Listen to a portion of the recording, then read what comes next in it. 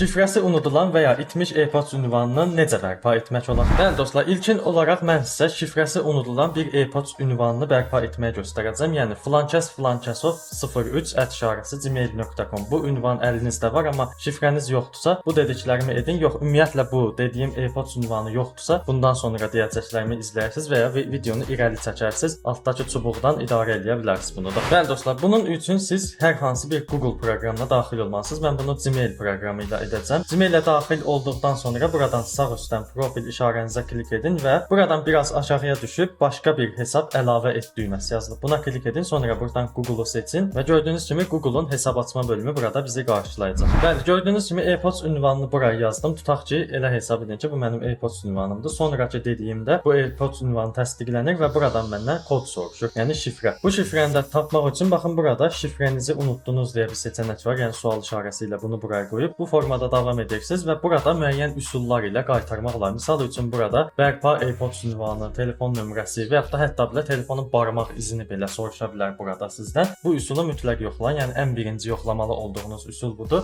Bundan sonra digər böyük və vacib üsulları yoxlamaq lazımdır.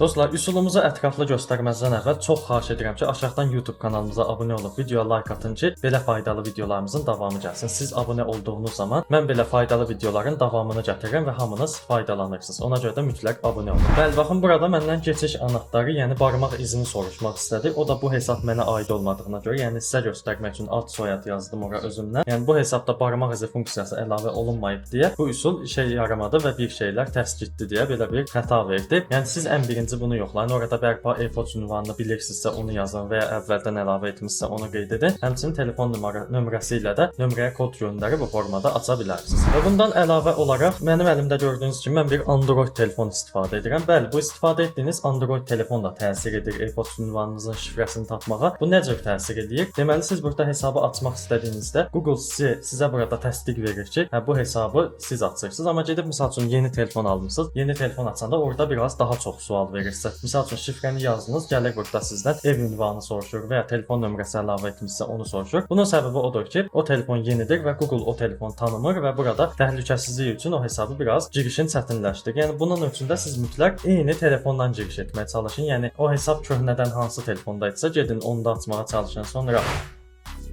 İnternet sistemi bunun arasında çox vacib bir şeydir. Yəni eyni DNS adresi ilə giriş etdiyinizdə açmasına kömək yarada bilərsiniz. Yəni eyni internetə qoşulun, eyni telefonla yoxlamağa çalışın. Bəlkə heç şifrə soruşmadan birbaşa rahatca o hesabı aça bilərsiniz. Yəni bu da çox vacib məsələlərdən biridir. Bəli, daha sonra şifrəni tapmaq üçün bir yolda göstərəcəm sizə. Telefonda Google Chrome'a daxil olursunuz və burada baxın Google Chrome'un ana ekranı açıldı. Buradan baxın sağ üstdə 3 nöqtə var. Buna klikləyirsiniz, sonra buradan ayarlara daxil olursunuz. Və buradan biraz aşağı sürüşdürüb baxın burada Google şifrə yöneticisi deyə bir şey yazılıb. Buna girirsiniz. Yenə bura girəndə də sizdən barmaq izi falan soruşa bilər. Bəzi cihazlar soruşur. Baxın burada Google ilə giriş etdiyiniz hər şey görünür. Yəni Google Chrome üzərində hansı saytlara, hansı nə bilim sistemlərə girmişsə hamısı burada görünür. Hətta belə Instagram belə var burada. Baxın google.com-da məndə 15 dənə hesab var deyir. İndi girək bunlara görə burada nələr var. Baxın bura girəndə məndən barmaq izi soruşdu. Yəni sizdən də soruşa bilər. Adi Instagramın üstünə belə klikləsəz barmaq izi soruşacaq. Çünki təhlükəsizlik üçün bu lazımdır.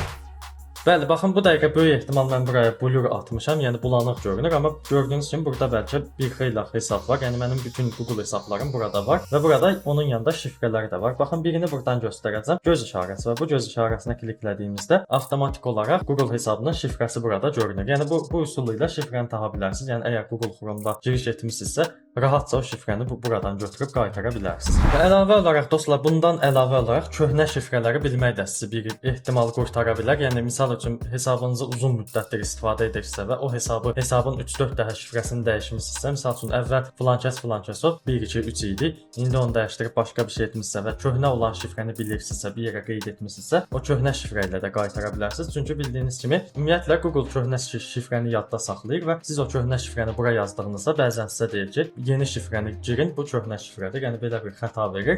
Ona görə də o köhnə şifrəni bilirsinizsə və çox cəhd etmisinizsə, köhnə şifrəni yazaraq da qaytara bilərsiniz və ya köhnə şifrəni yazaraq qaytarma ehtimalınızı artıra bilərsiniz. Yəni bu da vacib bir şeydir.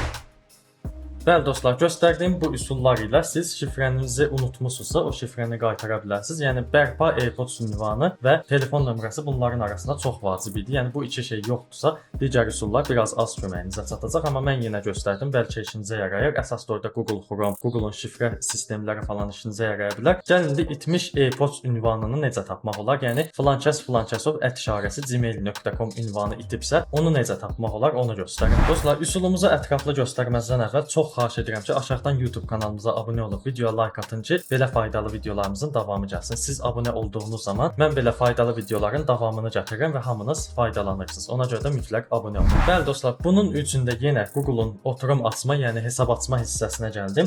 Burada baxın, AirPods ünvanımızı biz itirmişik də. Yəni bu ad soyad söhbəti burada yoxdur, tutaq ki. Burada görürsüz ki, AirPods adresinizi unutmusunuzmu? Belə bir sual verir bizə. Bəli, eynən şifrəmizi unutmuşuq tərzində bunun da yolu var. Yəni AirPods ünvanımızı unutmuşuqsa bunu da aça bilirik. Bəli, buraya gəlirsiniz. Baxın, burada özü də qeyd edib ki, telefon nömrəsi və ya AirPods adresi qeyd edin. Biz onsuz AirPods adresimizi itirmişik də. Bura necə qeyd edək? Ona görə də bura telefon nömrəsi yazın. Yəni o hesabın daxilinə əlavə etdiyiniz bərpa AirPods ünvanı və ya da telefon nömrəsi varsa onu yazın. Daha sonra öz adınızı, soyadınızı yazın. Bəlkə bir ehtimal onunla da qaytara bilərsiniz. Çünki işə yarayır bu üsullarda. Yəni siz bura məsəl üçün adınızı, soyadınızı yazdınız. Bəzən Google orada o ada, soyada uyğun olan AirPods ünvanlarını çıxardır və oradan öz hesabınız hansıdırsa, profiliniz hansıdırsa üstünə klik edib şifrənizi yazıb aça bilərsiniz. Həmçinin bu telefon və ya da bərpa AirPods ünvanı üçün də keçərlidir. Bu üç üsulu mütləq yoxlayın.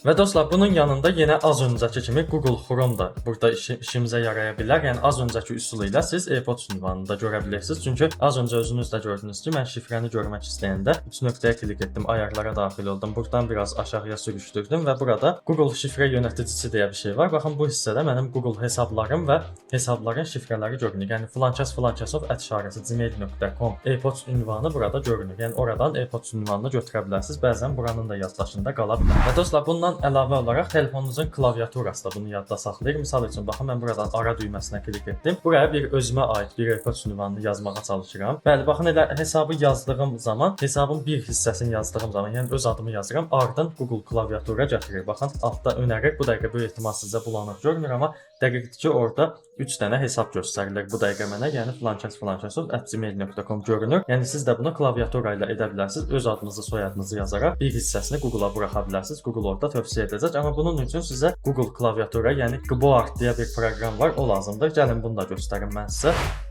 Google Play Store-a daxil olun. Buradan axtarış bölümünə Gboard olaraq yazın, çıxacaq. Bəli, gördüyünüz kimi Google klavye, yəni Gboard proqramı budur.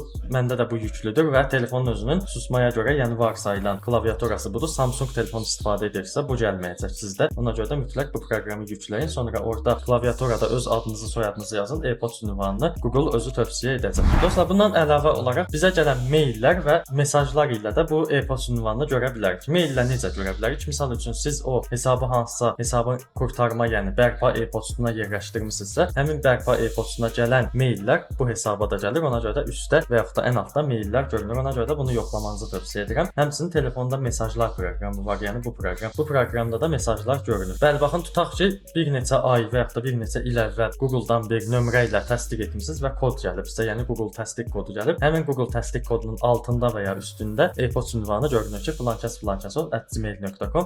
Həmçinin bu Gmail proqramında da AirPods-ların arasında da ola bilər. Mütləq bunu da yoxlayın.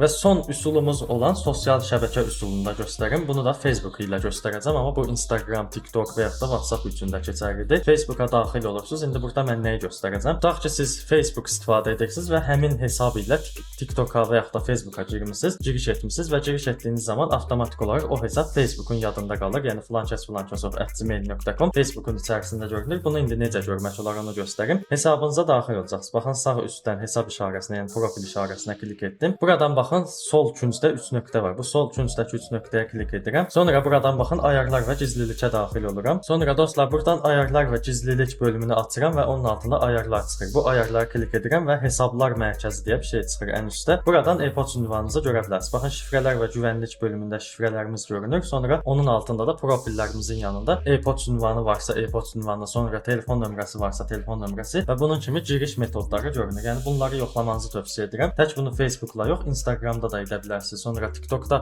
həmin hesab ilə giriş etmisinizsə, onsuz o hesab altda geniş-geniş yazılır ki, filankəs@gmail.com. Yəni bunları mütləq yoxlamanızı tövsiyə edirəm. Bu vacib şeydir. Bəlkə az da olsa işinizə yarayar. Bundan əlavə də AirPods ünvanınızı qaytara bilmədinizsə, yəni göstərdiyim bu üsulların heç biri işə yaramadısa, altda kommentlər bölümündə mənə yazın. Bildiyim başqa üsullar və ya da sonradan üzə çıxmış başqa üsullar falan varsa, mən bunu sizin üçün cavablayım. Həmçinin başqa dostlarımız falan da o sualların cavabını bilirsə, bəlkə bir ehtimal kommentlərdə sizə kömək edə bilər. Bəli dostlar, sizə verəcəyim məlumatlar bu idi. Videonu əvvəlində qeyd etdiyim kimi aşağıdan kanalımıza abunə olun, videoya like atın, bir də bildiriş zəngini də aktiv edin ki, belə faydalı videolarımızın davamı gəlsin. Sağ olun, salamat qalın.